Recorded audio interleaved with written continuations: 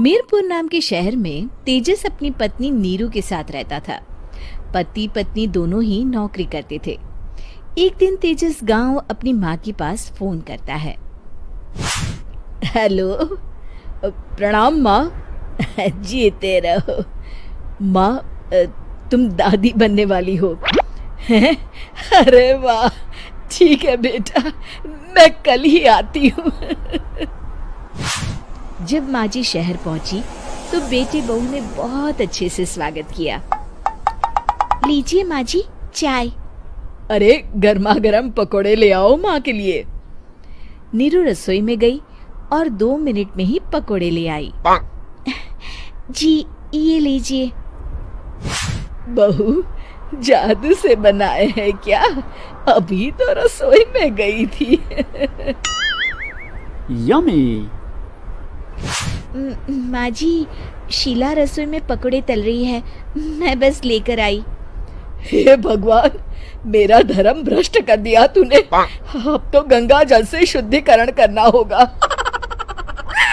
दूसरे दिन, माँ जी मैंने नाश्ता बना दिया है, ऑफिस जा रही हूँ। पर अभी तो घर का सारा काम पड़ा है। शीला आती ही होगी, झाड़ू पोछा बर्तन कपड़े वो सब कर लेगी। हमारे जमाने में घर का सारा काम हम ही करते थे। जी माँ जी, आप बहुत होशियार हैं, मैं घर ऑफिस दोनों नहीं संभाल पाती। तो जरूरत क्या है घर से बाहर जाकर चाकरी करने की? वैसे भी घर का काम खुद करने से घर में बरकत आती है, समझी? पर माँ जी। पर वर कुछ नहीं, इस महीने की पगार मिले फिर ऑफिस बंद है। हाँ। रात को नीरू तेजस से कहती है, सुनिए जी, माँ जी बोल रही थी कि मैं नौकरी छोड़ दूं। वैसे ठीक ही तो है, अभी तुम्हें आराम की जरूरत है। फिर भी आराम कहाँ, शीला को छुड़ाने के लिए बोल रही थी। तो अब 24 घंटे में इतना काम तो कर ही सकती हो। पर जॉब पसंद है मुझे, घर पर मन नहीं लगेगा। अगले दिन जब दोनों ऑफिस के लिए निकल रहे थे, मेरी तो कोई कीमत ही नहीं है इस घर में। माँ जी, आजकल महंगाई बहुत है, रहन सहन भी बदल गया है, दोनों नौकरी करते हैं तभी ठीक रहता है। अच्छा, तू कहना क्या चाहती है? मेरा बेटा तुझे बिठा के खिला नहीं सकता? तू ही इस घर का खर्च चला रही है, हैं? नहीं माँ जी, मेरा वो मतलब नहीं था। मतलब खूब समझती हूँ, ये बाल धूप में सफेद नहीं किए मैंने। हाँ। अब तो ये रोज का काम हो गया था। तेजस भी रोज की झिकझिक से परेशान हो गया था। एक दिन उसने कहा, नीरू, वैसे भी तुम्हें मैटरनिटी लीव मिलने वाली है, तो अभी से ही छुट्टी ले लो। पर क्या, मेरी सैलरी अच्छी खासी है। आखिर नीरू ने रिजाइन कर दिया। जब बच्चा हुआ तो घर में सब बहुत खुश हुए। कुछ दिनों बाद तेजस फाइल देख रहा था। क्या हुआ तेजस, कुछ परेशान लग रहे हो? अब हाँ, वो हमारी जितनी सेविंग्स थी वो तो हॉस्पिटल में और छठी के फंक्शन में खत्म हो गई है नीरू। और अभी वैसे मंदी चल रही है तो मैं बोल रही थी कल मुन्ना को हेपेटाइटिस का टीका लगवाना है। नीरू, क्या पोस्टपोन नहीं कर सकते? नहीं जी, बिल्कुल नहीं।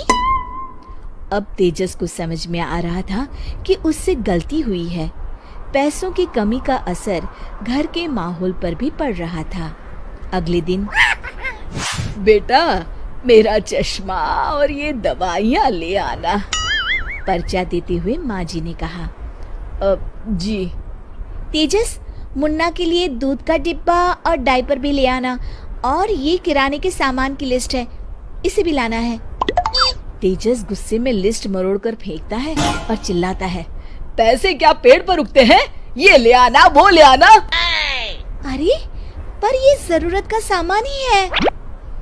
वो गुस्से में बिना कुछ कहे ऑफिस चला गया। अरे लंच तो ले जाइए।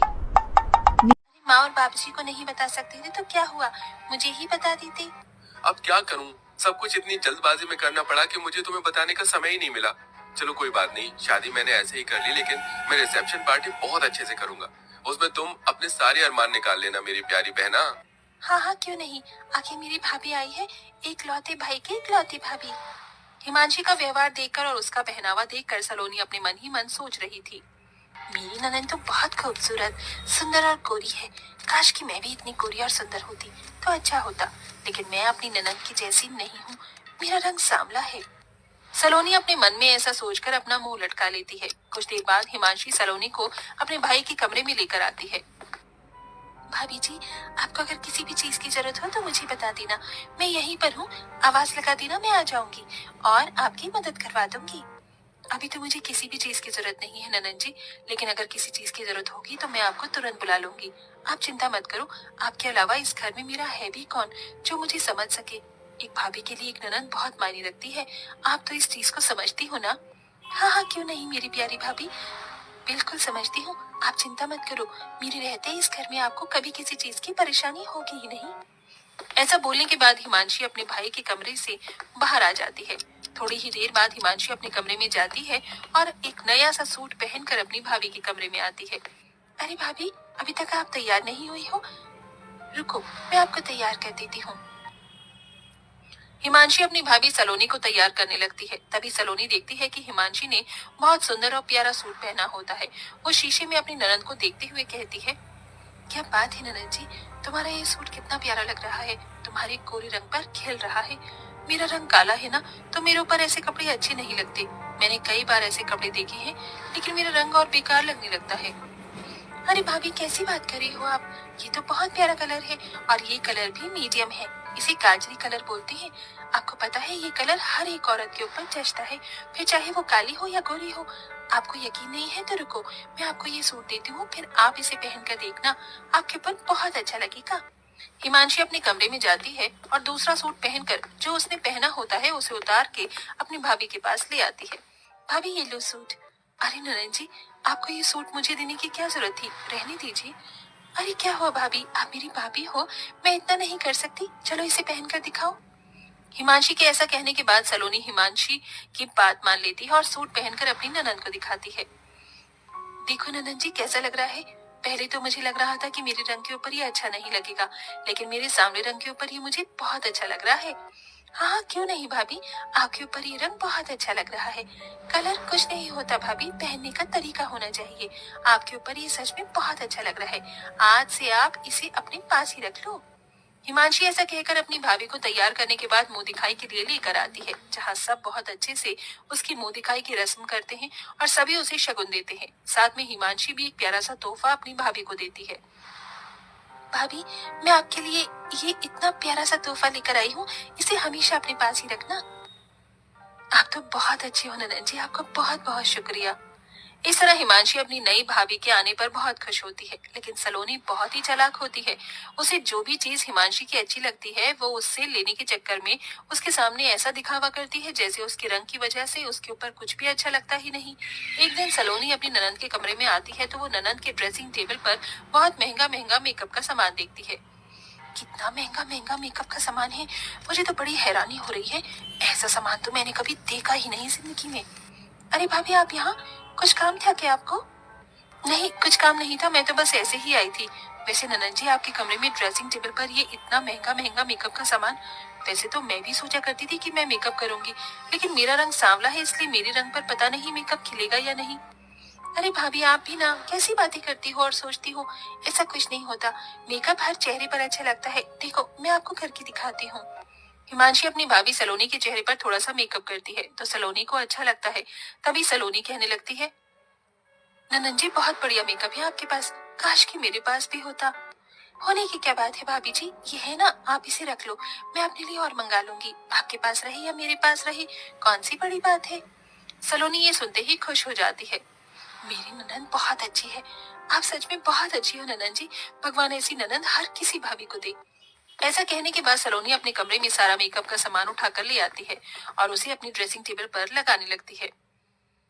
ननद के सारे सामान पर मेरा ही अधिकार है, मैं उनके पास कुछ नहीं छोड़ूंगी, सब ले लूंगी।